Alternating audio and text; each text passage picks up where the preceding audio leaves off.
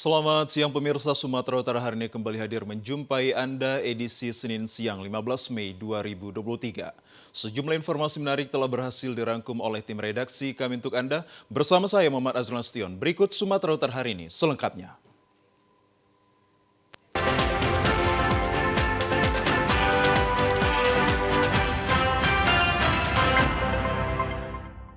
Pemirsa, di informasi yang pertama, proyek pembangunan lampu jalan raya di Kota Medan menuai polemik. Wali Kota Medan menyatakan bahwa proyek yang menghabiskan anggaran puluhan miliar rupiah ini sebagai proyek yang total loss atau gagal total.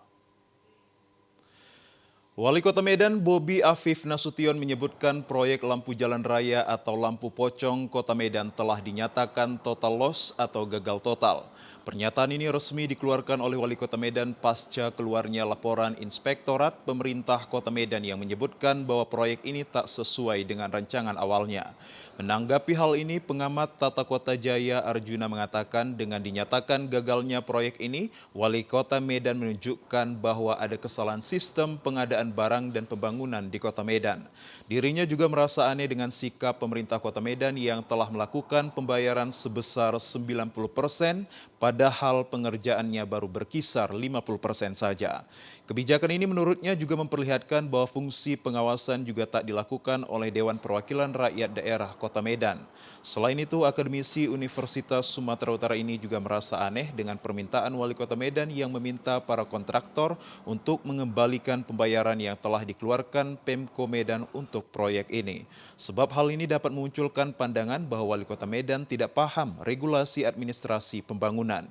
Jaya Arjuna juga menyebutkan bahwa pengertian suatu proyek dinyatakan gagal total atau total loss adalah jika proyeknya fiktif dan tak terlihat sama sekali. Sementara dalam kasus proyek tersebut telah berjalan namun tak sesuai yang direncanakan.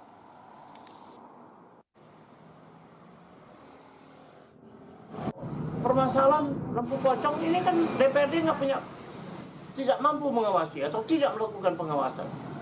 Kenapa? Anggaran DPRD kan. Yang menganggarkan itu DPRD, yang mengawasi itu DPRD. Peraturannya DPRD. Nah, pertanyaannya sekarang pada pekerjaan nggak sampai 50% sudah dibayar 90%. Itu ada kalau kita lihat dalam sisi administrasi pembangunan, itu artinya tidak ada sistem administrasi, itu ada terkait dengan lelang. Pemirsa, masih dari Kota Medan, aksi kawanan begal terekam CCTV di Jalan Kapten Rahmat Budin, Kelurahan Terjun Medan, Sumatera Utara.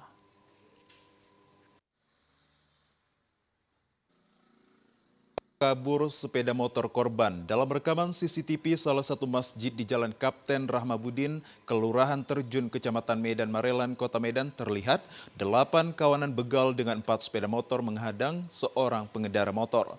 Korban yang mengendarai motornya sendiri sempat mencoba kabur, namun karena kawanan begal lainnya menghadang serta menggunakan senjata tajam kepada korban, membuat korban terjatuh. Salah seorang pelaku langsung membawa kabur sepeda motor korban. Dalam kejadian ini, korban mengalami luka memar di bagian kepala. Tadi malam sekitar jam 3:15 saya baru pulang dari rumah orang tua saya di Komplek Emerald Residen Terjun. Nah, jadi sewaktu saya pulang melintas di sekitaran kantor Camat Marelan, saya dihadang oleh sekitar 4 sepeda motor jumlah 7-8 orang. Mengacungkan senjata tajam berupa kelewang, mengatakan tebas. Saya sudah berusaha menghindar, namun mereka tetap memepet saya, menendang dan saya masuk ke dalam parit.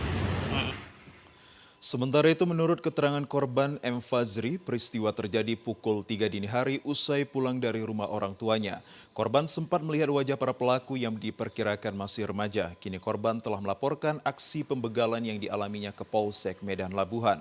Korban berharap petugas aparat kepolisian dapat menangkap kawanan begal yang telah meresahkan masyarakat selama ini.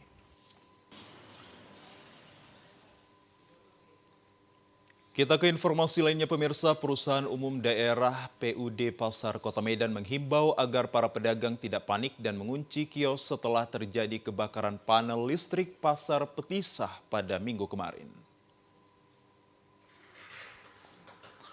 Kebakaran terjadi di Pasar Petisah Medan, Jalan Rotan Medan, Sumatera Utara akibat kabel panel yang terbakar tersebut terlihat terus mengeluarkan api. Petugas pemadam kebakaran berupaya membuka pintu kios Pasar Petisah untuk memadamkan api yang berasal dari panel listrik Pasar Petisah. Panel listrik yang terbakar nyaris menghanguskan sejumlah kios di Pasar Petisah tersebut. 3 unit mobil pemadam kebakaran Kota Medan berhasil memadamkan api dengan cepat. Api dengan cepat dipadamkan. Dalam peristiwa ini tidak ada kios pedagang yang terbakar. Kondisi Pasar Petisah sesaat terjadinya kebakaran dalam keadaan tertutup. Para pedagang yang menerima informasi terkait kebakaran langsung berdatangan untuk memastikan keadaan kiosnya masing-masing. Usai memeriksa kiosnya, para pedagang dihimbau untuk meninggalkan lokasi kebakaran dikarenakan masih adanya asap dari panel yang terbakar. Dirut PUD Pasar Kota Medan Suwarno mengatakan bahwa pada peristiwa kebakaran tersebut di Pasar Petisah tidak ada korban jiwa. Ya benar, memang kejadian tadi pukul jam 11 pagi kita dapat informasi dari pegawai kita dari PD Pasar bahwasanya ada panel yang di PT GKS ada yang kebakaran. Tapi sampai saat ini udah padam, kebetulan juga kita koordinasi dengan pemadam kebakaran, ada 3 mobil yang udah turut membantu juga dari PLN. Alhamdulillah sampai saat ini semua udah terkendali dan kita juga dari PD Pasar udah mengimbaukan kepada pedagang harus waspada dan juga kios-kios yang ada harus cepat digembok dan dikunci dengan rapi supaya tidak ada pihak-pihak yang tidak bertanggung jawab yang masuk di Pasar Petisah. Pasca kebakaran Pasar Petisah, PUD Pasar Kota Medan memastikan terkait kelistrikan Pasar Petisah akan diperbaiki dan kembali normal dalam 2 hari ke depan. Ya, pemirsa, informasi terkait partisipasi politik dalam pemilih pemula akan kami hadirkan usai jeda pariwara berikut ini.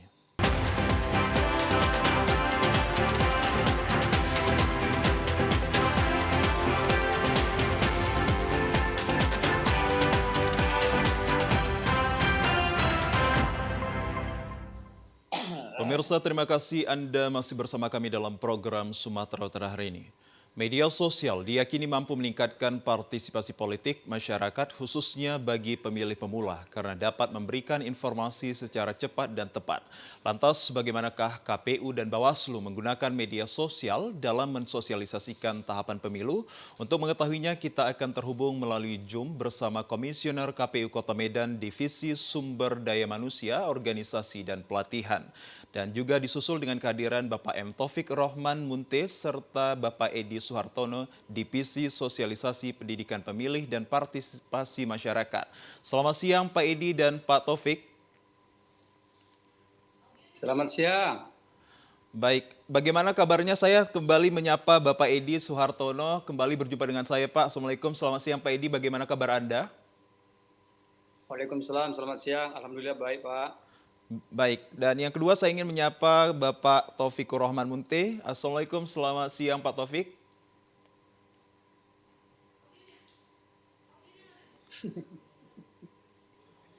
Bapak mungkin bisa untuk suaranya agak diperjelas dan mohon untuk dikeluarkan suaranya, jangan di-mute Pak Taufik. Oh iya, Baik. waalaikumsalam, sehat Bang, sehat. Baik, alhamdulillah berarti sudah jelas untuk dengar suara saya dan begitu juga Bapak mendengar suara saya ya Pak ya? Siap. Baik, saya kembali pertama kali akan menuju Bapak Edi Suhartono Pak terkait peranan pemilih pemula ini dalam menciptakan kesuksesan dalam kontestasi pemilu 2024 ini sangat memiliki peran andil. Lantas dari KPU Kota Medan bagaimanakah sarana media sosial yang sangat berperan ini untuk menciptakan dan juga meningkatkan daya pemilih pemula akan hadir pada kontestasi nanti. Seperti apa itu Pak? Ya, terima kasih sebelumnya. Sudah mengundang kita lagi. Jadi kita memang dalam rangka mensukseskan pesta demokrasi yang sekarang sedang berproses, kita menggunakan salah satu media sosial untuk memastikan informasi kepemiluan sampai kepada masyarakat dulu, pada para pemilih.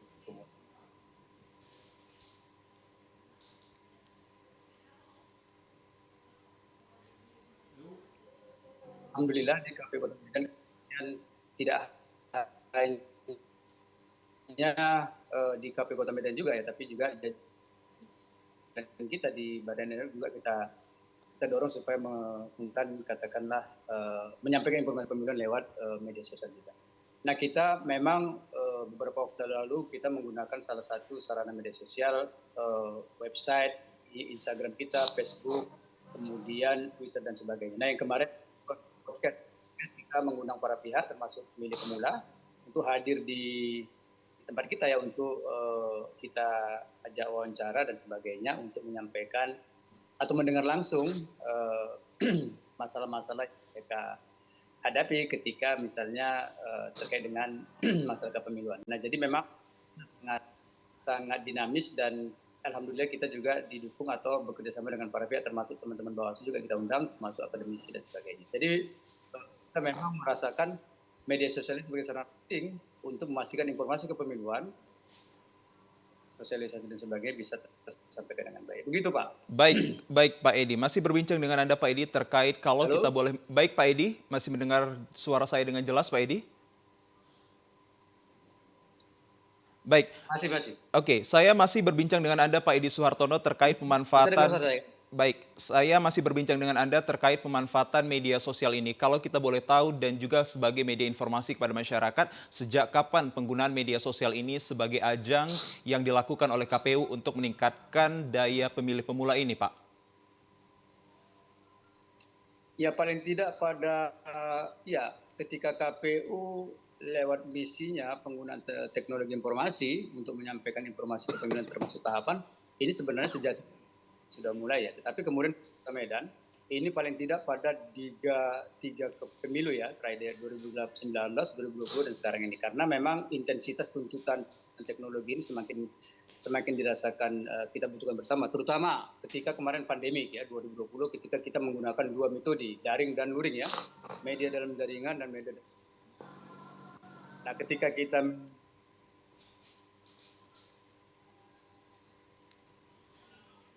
kendala yang sifatnya pandemi media luar jaringan atau kata media dalam. Baik. Jadi kombinasi antara media tadi ini sebenarnya karena mengartikan juga penggunaan media yang dalam artian tatap muka. Jadi tetap kita kombinasikan untuk memastikan informasi pemilihan ini betul-betul sampai terutama ke segmen-segmen yang memang selama ini perlu kita lihat apakah memang efektif menggunakan media sosial dalam artian yang tadi yang Zoom dan sebagainya. Seperti itu. Baik, berbicara tentang efektif kita baik Pak Edi, berbicara tentang efektivitas terhadap sarana media sosial ini dalam menjangkau pemilih pemula ini, saya juga kembali menanyakan terhadap hal ini kepada Bapak Taufikur Rahman selaku Komisioner Divisi SDM Organisasi dan Pelatihan. Pak Taufik, bagaimana Anda melihat dan juga pandangan Anda terkait efektivitas dalam penggunaan hingga pemanfaatan media sosial ini dalam menjangkau pemilih pemula nantinya hingga berhasil mensukseskan banyaknya pemilih pemula untuk turut dan hadir dalam kontestasi nantinya, Pak Taufik. Seperti apa Anda lihat? Iya, baik. Terima kasih. Yang pertama saya ingin menyampaikan bahwa dalam proses sosialisasi pemilu itu berbagai macam cara. Salah satunya adalah dengan memanfaatkan media sosial. Yang mana target media sosial ini kan ada tiga segmen. Yang pertama itu adalah pemilih pemula yang biasa disebut dengan pemilih milenial. Yang kedua itu adalah pemilih yang menggunakan media sosial sebagai bagian dari kehidupannya seperti untuk dia bekerja. Kemudian yang ketiga itu adalah masyarakat yang di internal penyelenggara pemilu. Baik. Media sosial ini bisa dimanfaatkan untuk menyampaikan informasi-informasi terkait persoalan tahapan pemilu, kemudian pengawasan pemilu, serta hak-hak dari dasar-dasar pemilih. Ya. Hak dasar pemilih itu apa? Terdaftar, kemudian memilih, kemudian dia bisa melakukan sengketa, ya, dan bisa mendapatkan informasi-informasi yang itu merupakan informasi-informasi dasar dan sebagai pemilih.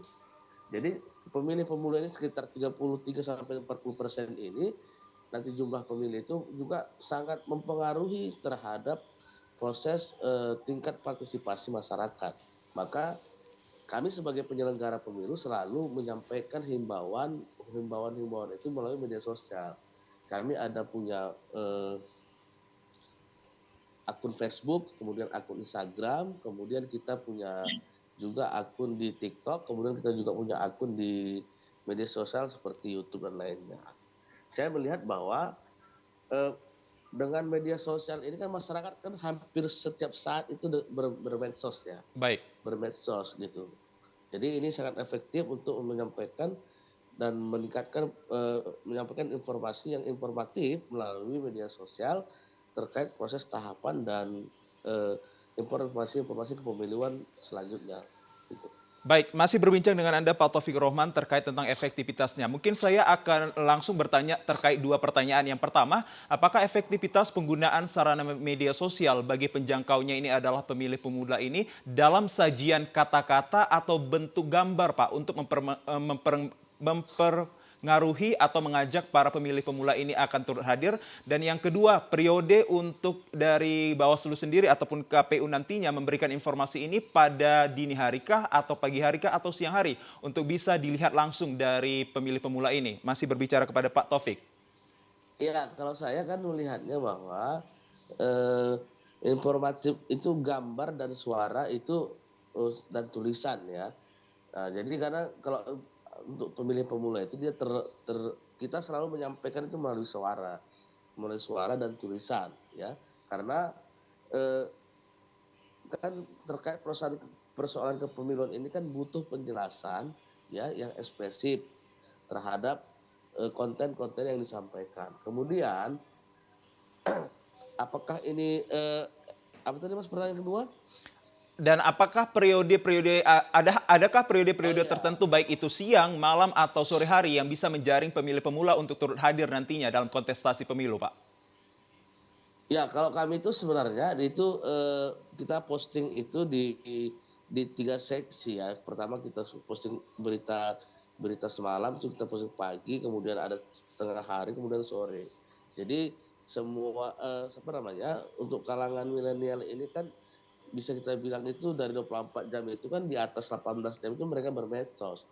Ya, karena medsos ini kan berada dalam genggaman, dalam handphone yang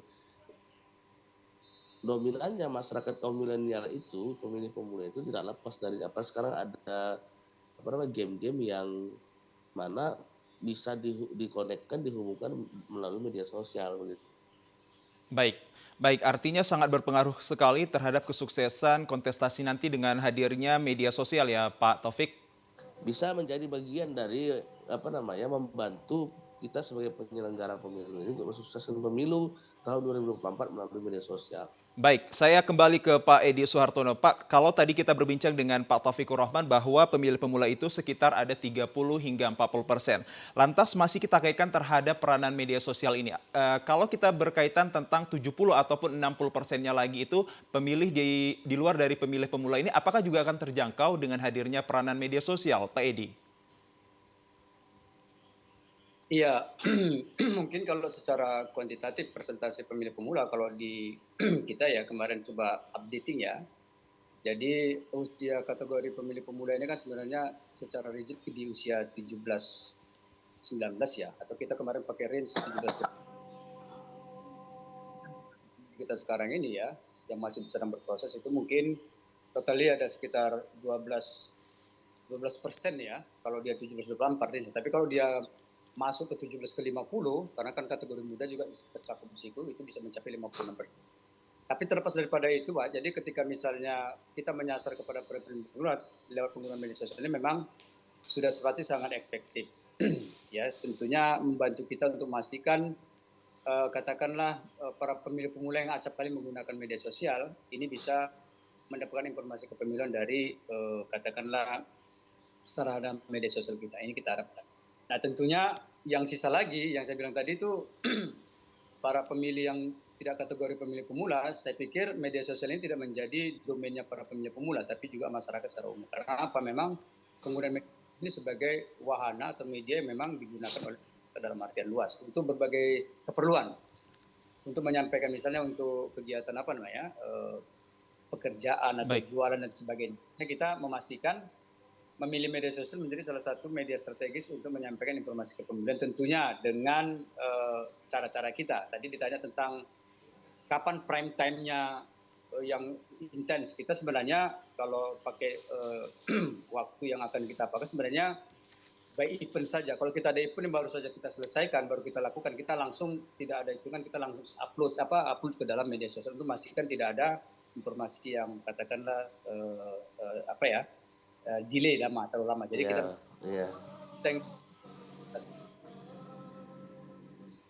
yang mengunjungi website kita, media sosial kita bisa terupdate juga.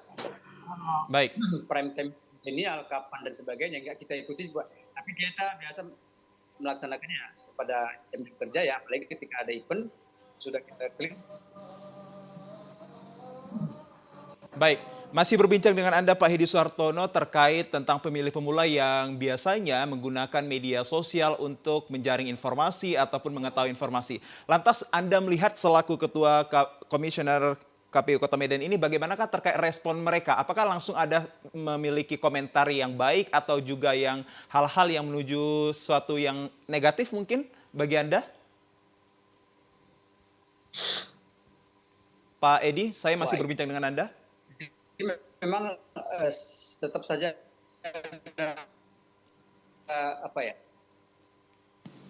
Iya, tadi terhadap misalnya apa yang sudah kita sampaikan. Termasuk kemarin yang sangat intens itu adalah ketika kita dalam rangka misalnya rekrut BUMN ad hoc ya, itu banyak katakanlah respon atau tanya jawab yang ditanyakan oleh masyarakat, apakah dia pemilih pemula atau katakanlah para pelamar. Ini tentunya kita respon dengan apa segera untuk memastikan para sosial yang butuh penjelasan kita sampaikan dalam berbagai kesempatan. Tentunya ini yang mau kita pastikan sarana media sosial menjadi salah satu sarana yang bisa menyampaikan informasi atau menjelaskan berbagai pertanyaan yang muncul dari masyarakat. Terutama kemarin kita rasakan ketika rekrutmen di Badan ad hoc, apakah PPK, PPS. Nah, kalau yang sifatnya di media-media sosial lain ya, seperti misalnya IG dan sebagainya, memang kita melihat hanya mengacu dari frekuensi saja mungkin. Ini yang sebenarnya kita berharap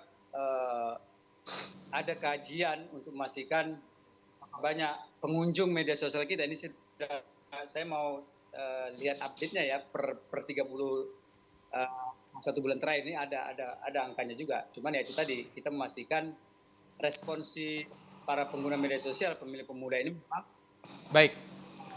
frekuensinya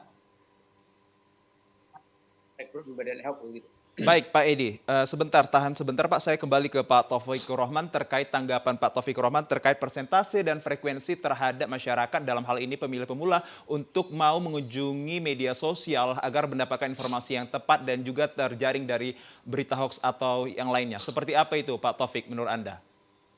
Iya, dari media sosial yang kami miliki, yang kami lihat bahwa masyarakat ini ketika contoh kan ada satu peristiwa terjadi di luar daerah lain, ya dia akan kunjungi website pengawas pemilu untuk melihat, kemudian untuk melihat sebenarnya kejadian ini bagaimana.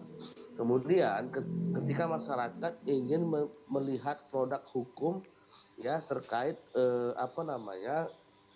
tahapan yang sedang berlangsung atau ada satu peristiwa begitu kan. Ada satu peristiwa maka mereka akan mengunjungi media sosial kita ataupun website kita. Jadi Bawaslu juga kan terkait frekuensi postingan dan lain sebagainya itu ini juga by event ya. By event dan by setiap tahapan gitu. Ya, gimana? Baik, terkait by event dan juga by tahapan ya Pak untuk melihat persentase hingga frekuensi terhadap masyarakat minat atau tidaknya untuk mengetahui informasi yang diberikan oleh pihak-pihak terkait ya Pak, begitu ya Pak Taufik? Iya, iya. Baik, Pak, mengingat waktu kita juga sangat minim dan juga berkurang, saya ingin mengajak Anda berdua, Bapak Edi dan juga Pak Taufik, dan saya mulai dari Pak Edi, bagaimana closing statement Anda agar masyarakat kita dalam hal ini pemilih pemula untuk cerdas dan berkualitas terhadap pilihannya nanti, dan juga jika menggunakan media sosial sebagai penjaring informasi mereka, agar bijak juga untuk mengamati dan terjaring dari ataupun terjauhkan dari berita hoax. Seperti apa Anda inginkan, Pak Edi? Ya, saya pikir dunia maya atau katakanlah media sosial ini menjadi salah satu media strategis. Kita berharap masyarakat tidak hanya pemilih pemula untuk bisa mendapatkan informasi dari sumber yang benar ya. Kalau saya KPU bisa merefer atau melihat mengunjungi website kita langsung untuk memastikan informasi itu berasal dari kita. Tapi kalau informasinya yang tempat lain jangan di-post dulu. Ini untuk memastikan supaya pengguna media sosial betul-betul tepat sasaran, kemudian bertanggungjawabkan. Karena memang dampak dari penyampaian informasi lewat media sosial ini kalau tidak dari sumber informasi yang benar ini bisa begitu, Pak. Baik, dari Pak Taufik sedikit terkait tentang closing statement Anda terkait bahwa masyarakat harus bijak untuk mendapatkan informasi dari hal ataupun daya sumber yang benar-benar ataupun yang valid. Menurut Anda seperti apa closing statement-nya, Pak? Baik, saya ingin sampaikan kepada seluruh pemirsa TVRI yang di mana saya berada bahwa sebagai masyarakat dan sebagai pemilih yang ingin mensukseskan pemilu tahun 2024, saya ingin menyatakan bahwa marilah kita cerdas sebagai masyarakat, cerdas dalam melihat berita, cerdas dalam melihat sumber berita, dan cerdas dalam melihat menyikapi berita menyimpulkannya. Cari informasinya, pastikan kebenarannya, itulah masyarakat yang cerdas memilih dan pemilih yang cerdas. Baik, terima kasih saya ucapkan atas kehadiran dari Bapak Edi Suhartono selaku KPU Medan Divisi Sosialisasi Pendidikan Pemilih dan Partisipasi Masyarakat dan juga disusul kehadiran dari Bapak M. Taufikur Rahman Munte selaku Komisioner Divisi SDM Organisasi dan Pelatihan atas kehadirannya dalam Zoom peran sosmed meningkatkan partisipasi pemilih pemula. Semoga kehadiran dari Bapak menambah wawasan kita dan juga pengetahuan kita. Saya ucapkan terima kasih. Assalamualaikum, selamat siang Pak Taufik dan juga Pak Edi. Pemirsa, informasi terkait menuju pemilu 2024 akan kami hadirkan usai jeda pariwara berikut ini.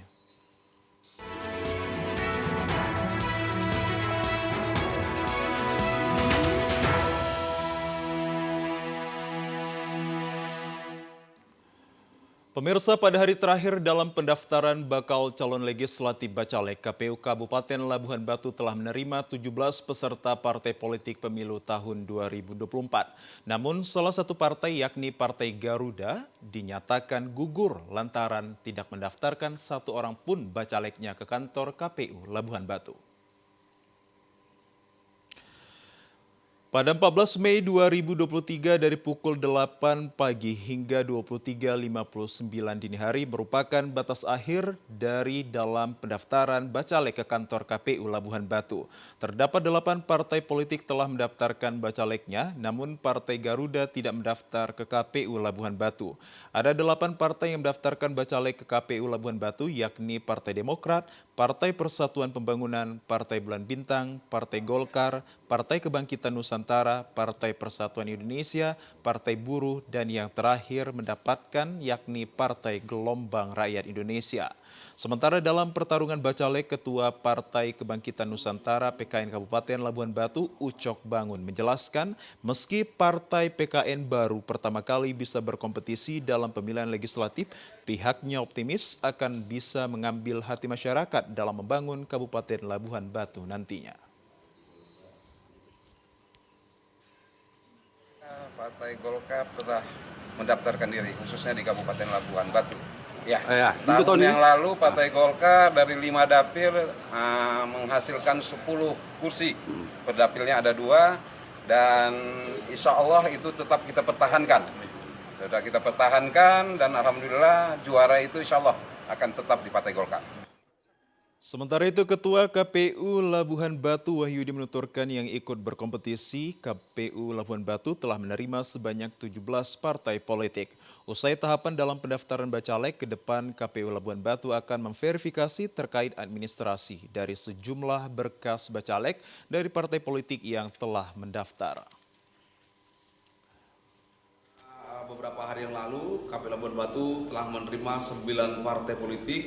Dan hari ini sampai dengan tanggal 14 hari ini KPU Labuhan Batu menerima 8 partai politik. Jadi totalnya dari 18 partai politik KPU Labuhan Batu menerima 17 partai politik. Yang terakhir yaitu Partai Gelora yang diterima oleh KPU Labuhan Batu pada pukul 23.45.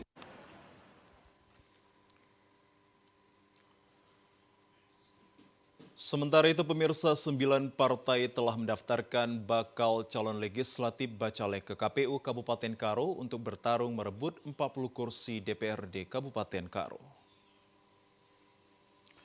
Sampai dengan minggu kemarin, KPU Kabupaten Karo telah menerima 9 partai yang mendaftarkan bakal calon legislatif Bacaleknya. Kelengkapan berkas terus dilakukan di hari terakhir pendaftaran. Pemilu serentak tahun depan jumlah kursi DPRD Kabupaten Karo Bacalek meningkat dari 35 menjadi 40 kursi.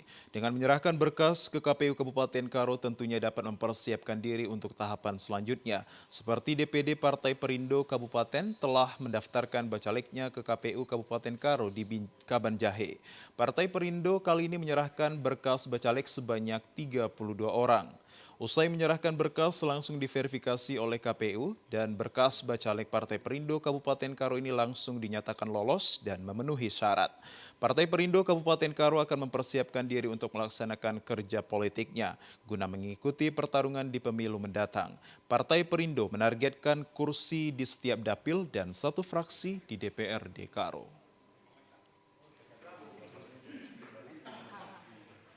Sesuai dengan jadwal dari KPU, kita DPD Partai Perindo Kabupaten Karo menyerahkan berkas Bacalek ya, untuk 5 dapil di Kabupaten Karo.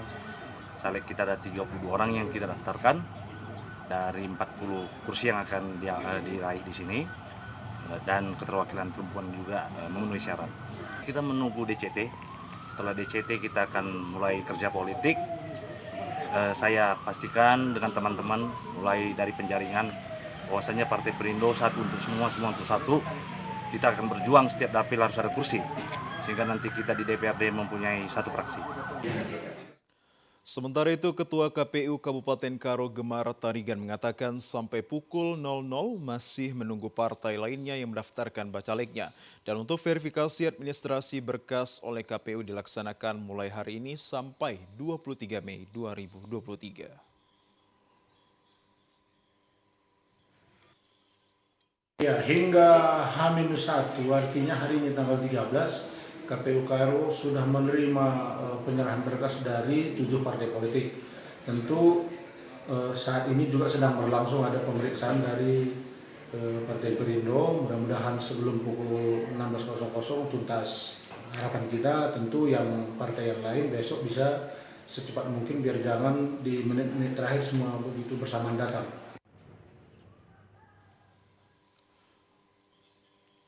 Pemirsa, guna mengantisipasi terkait lonjakan pendaftaran Bacalek dari partai politik pemilu 2024 mendatang, Komisi Pemilihan Umum Kota Pematang Siantar membentuk tim verifikator berkas pendaftaran Bacalek. Setelah resmi diumumkan pada tanggal 24 April 2023 lalu, pendaftaran untuk bakal calon legislatif Bacalek dari partai politik, KPU Kota Pematang Siantar melakukan persiapan dan membentuk tim verifikator. Tim verifikator ini dibentuk guna melaksanakan tugasnya untuk memverifikasi berkas dan syarat pendaftaran Bacalek yang akan didaftarkan oleh partai politik di KPU Kota Pematang Siantar. Dengan adanya tim verifikator, KPU Kota Pematang Siantar tidak lagi kewalahan untuk menerima berkas para Bacalek yang didaftarkan oleh partai politik. Tim verifikator bisa langsung melakukan verifikasi berkas dan syarat pendaftaran para Bacalek sehingga partai politik yang mendaftarkan Bacaleknya dapat langsung mengetahui lengkap atau kurangnya berkas dan syarat yang diserahkan pada saat mendaftarkan. Ketua KPU Kota Pematang Siantar Daniel Sibarani mengatakan selain menyiapkan tim verifikator, KPU Kota Pematang Siantar juga melakukan koordinasi kepada partai politik terkait syarat pengajuan dan syarat dokumen calon seperti aktivasi akun Silop. Di KPU Kota Pematang Siantar sendiri kita sudah menyiapkan tim ya. Yang pertama tim penerima jika teman partai politik hadir, yang kedua tim untuk pengisian daftar hadir, yang selanjutnya adalah tim verifikator. Menjelang hari akhir dari pengajuan bakal calon, kita memperbanyak jumlah tim verifikator agar nanti proses verifikasi syarat dan dokumen dari pengajuan partai politik bisa berjalan baik dan lancar. Sementara itu hingga Sabtu malam masih 8 partai politik yang mendaftarkan bacaleknya ke kantor KPU Kota Pematang Siantar dan dijadwalkan 8 partai politik lainnya hari ini akan mendaftar. Ya, pemirsa, hari ke-13 pendaftaran bakal calon legislatif Bacalek KPU Labuhan Batu telah menerima 9 partai politik. Namun pada hari Sabtu 13 Mei 2023 terdapat 4 partai politik telah mendaftarkan bacaleknya ke kantor KPU Labuhan Batu. Pendaftaran bakal calon legislatif Bacalek sebanyak 4 partai politik mendaftar bacaleknya ke kantor KPU Labuhan Batu. Antara lain Partai Kebangkitan Bangsa (PKB), Partai Gerindra, lalu menyusul Partai Solidaritas Indonesia (PSI). Ketua Partai Gerindra Kabupaten Labuhan Batu Abdul Karim Hasibuan mengatakan bahwa pihaknya telah memenuhi persyaratan pendaftaran bacalek dari Partai Gerindra ke kantor KPU Labuhan Batu. Partai Gerindra Kabupaten Labuhan Batu sendiri telah menargetkan dalam pemilu tahun 2024 akan memenangkan kursi legislatif di Kabupaten Labuhan Batu dan berupaya dalam memenangkan kompetisi ajang Pilpres untuk tingkat Kabupaten Labuhan Batu. Kami dari keluarga besar Partai Gerindra Kabupaten Labuhan Batu hadir di KPU Labuhan Batu untuk menyampaikan bakal calon anggota legislatif tingkat Kabupaten Labuhan Batu, di mana dari jumlah kursi DPRD Labuhan Batu ada 45, kita menyampaikan bakal calon anggota legislatif dari Labuhan Batu sebanyak 45 orang, yaitu 100%. Dengan keterwakilan perempuan sesuai dengan PKPU nomor 10 minimal 30%, jadi itu terpenuhi seluruhnya. Sementara itu, Ketua KPU Labuhan Batu Wahyudi menjelaskan hingga memasuki hari ke-13 pendaftaran bacalek yang mendaftar ke kantor KPU Labuhan Batu, pihaknya telah menerima sebanyak 9 partai politik. 4 partai telah mendaftar, namun masih terdapat 9 partai politik yang belum mendaftar ke kantor KPU Labuhan Batu. Ya, KPU Labuhan Batu hari ini H-1 pengajuan bakal calon legislatif ke KPU Labuhan Batu. Pada tanggal 13 Mei ini KPU menerima 4 partai politik. Tadi pagi pukul 10 itu ada Partai Umat, disusul pukul 14 Partai PKB, dan berikutnya Partai Gerindra, dan saat ini tadi di last minute ya pada pukul 15.57 Partai PSI. Nah, jadi ada 4 partai. Totalnya sampai hari ini ada 9 partai politik ya. Ada 9 partai politik yang sudah menyampaikan bakal calon legislatifnya ke KPU Labuhan Batu.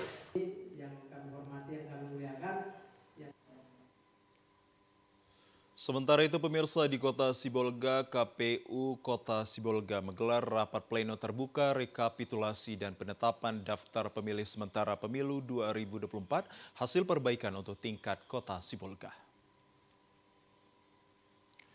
Dari hasil rapat pleno terbuka rekapitulasi dan penetapan, KPU Kota Sibolga mengumumkan daftar pemilih sementara pemilu 2024 hasil perbaikan untuk tingkat Kota Sibolga mencapai 68.582 orang. Selain menetapkan daftar jumlah pemilih sementara hasil perbaikan, KPU Kota Sibolga juga menetapkan jumlah TPS di pemilu 2024 untuk Kota Sibolga yang totalnya mencapai 258 TPS yang tersebar di 17 kelurahan. Ketua KPU Kota Sibolga Khalid Walid menyebutkan berdasarkan hasil rekapitulasi tersebut terjadi penurunan jumlah pemilih pada pemilu 2024 mendatang di Kota Sibolga. Jika dibandingkan dengan jumlah pemilih di pemilu 2019 lalu yang totalnya mencapai 600 orang, dan faktor terjadinya penurunan jumlah pemilih tersebut dikarenakan adanya masyarakat yang meninggal serta perpindahan penduduk dan perpindahan lokasi pemilih. Sedikit karena kita ada rekapitulasi daftar pemilih hasil sementara hasil perbaikan itu ada pengurangan sekitar 611 pemilih dari pengumuman DPS yang kita laksanakan yang lalu di bulan April, dikarenakan ada yang meninggal dan kita sudah menemukan bukti otentiknya seperti akte kematian ataupun surat keterangan dari lurah. ada PMS yang pindah alamat dan juga ganda dengan KPU kabupaten kota yang lain. Dan pemirsa, pada rapat pleno terbuka rekapitulasi dan juga penetapan daftar pemilih sementara pemilu 2024 hasil perbaikan untuk tingkat Kota Sibolga tersebut selain dihadiri langsung ketua dan anggota KPU Kota Sibolga, kegiatan ini juga dihadiri perwakilan dari pemerintah Kota Sibolga, TNI Polri, serta seluruh panitia pemilihan tingkat kecamatan. Pemirsa, KPU Serdang Bedagai bersama dengan Puskesmas Sialang Buah menurunkan tenaga medis di KPU pada hari terakhir masa pendaftaran bacalek partai politik. Sejumlah pendukung parpol tampak memeriksa kesehatan. Demi mengantisipasi hal-hal yang tidak diinginkan pada masa pendaftaran hari terakhir pada Minggu 14 Mei 2024, terdapat 14 partai politik yang telah berkomunikasi dengan pihak KPU untuk dapat di jam yang telah ditentukan. Untuk itu KPU mengambil langkah dengan berkoordinasi dari Puskesmas Sialang Buah untuk menempatkan tim medis di halaman KPU. Sejumlah pendukung parpol tampak memeriksakan diri antara lain memeriksa tensi dan cek suhu tubuh. Dedi Irawan selaku tenaga medis mengatakan pihaknya ditugaskan untuk melakukan cek kesehatan bagi pengusung ataupun partisipan partai yang datang ke KPU dalam mendaftarkan bacaleknya. Sementara Ardian Sahasibuan mengatakan sengaja disiapkan tenaga medis mengingat hari terakhir banyak parpol yang akan mendaftar. Begitu juga para relawan dan partisipan parpol pun dapat memanfaatkan pelayanan kesehatan tersebut. Ya, kalau misalnya ada pasien pingsan, demam, itu kalau misalnya darurat, ya nggak sudah ada ke rumah sakit lah. Ukur tensi ada juga, Pak? Mana? Ukur tensi ada juga ya? Ada. Kalau nggak sanggup dia ke rumah sakit lah kalau memang. Untuk obat-obat yang disediakan apa aja, Pak? Ah, hanya obat biasa lah, Pak. Demam, nensek, gitu, Pak. mual, pening. Melayani para pendukung atau anggota partai politik yang mendaftar ke KPU Kabupaten Serdang Bedagai, kita juga menyediakan layanan pemeriksaan kesehatan gratis, diantaranya cek tekanan darah, cek tensi dan sebagainya ya, yang bekerja sama antara KPU Serdang Bedagai dan Dinas Kesehatan Kabupaten Serdang. Kita beralih ke informasi lainnya pemirsa, guna menjalin ukhuwah Islamiyah dan silaturahmi, Pangdam 1 Bukit Barisan bersama tim Safari Subuh Arafah Sumatera Utara melaksanakan safari subuh di Masjid As-Salam yang berada di emplasmen 4 Kebun Teh Tobasari, Kecamatan Pematang Sidamanik, Kabupaten Simalungun. Safari subuh yang digelar secara rutin di setiap hari Minggu oleh tim Safari Subuh Arafah Sumatera Utara ini telah dilaksanakan untuk ke-50 kalinya dari masjid ke masjid yang ada di wilayah Kodam 1 Bukit Barisan. Safari subuh yang digelar secara rutin ini dilaksanakan guna menumbuhkan semangat umat muslim untuk dapat lebih baik lagi melaksanakan ibadah dan menjadikan masjid sebagai tempat yang paling nyaman dalam melaksanakan ibadah. Pangdam 1 Bukit Barisan Maijen TNI Ahmad Daniel Chardin yang juga merupakan Ketua Safari Subuh Arafah Sumatera Utara mengatakan dengan dilaksanakannya secara rutin kegiatan Safari Subuh ini semoga dapat menjadikan para umat muslim khususnya para jamaah yang berada di sekitar masjid dapat lebih baik pula dalam menjalankan ukhuwah Islamiyah dan menjaga kemakmuran masjid. Kelompok yang kita namakan tim Safari Subuh Arafah melaksanakan sholat subuh berjamaah di Masjid As-Salam di emplasmen Tobasari. Nah, ini kita lakukan bagian dari upaya kita membangun silaturahim. Selain ibadah, kita juga bersilaturahim. Dengan kegiatan ini, satu, menambah iman dan takwa kita sambil beribadah, kemudian kita membangun silaturahim. Silaturahim yang baik, sehingga kebangkitan Islam akan kita mulai dari masjid.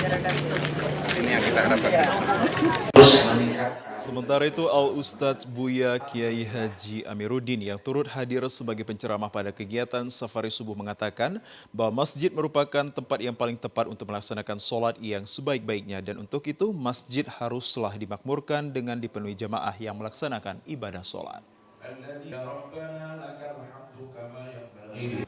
Bapak Pembina Safari Subuh Arafah Sumatera, Bapak Mayor Jenderal TNI Haji Ahmad Dhalil Karim SE MSI, telah memberikan kepada kita semangat sekaligus pendampingan untuk memulai kegiatan dari masjid ke masjid di waktu subuh. Ini adalah sesuatu yang sangat luar biasa karena sholat itu adalah kewajiban kita. Masjid adalah tempat sebaik-baiknya kita sholat, dan dari sini insya Allah kita bisa membangun umat untuk bangkit sehingga kita bisa memberikan kontribusi kepada NKRI menjadi sebuah negeri yang Allah ridho, menjadi negeri yang baldatun, thayyibatun, warabun ghafur.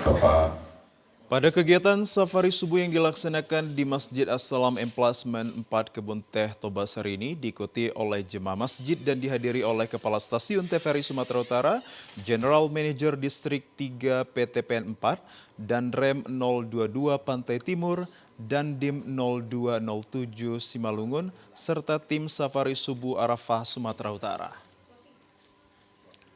Ya, pemirsa, informasi terkait ekspor kopi tadi sekaligus menutup perjumpaan kita dalam program Sumatera Utara hari ini. Kami ucapkan terima kasih atas kebersamaan dan juga perhatian Anda. Saya Muhammad Azrul Nasution. Selamat siang.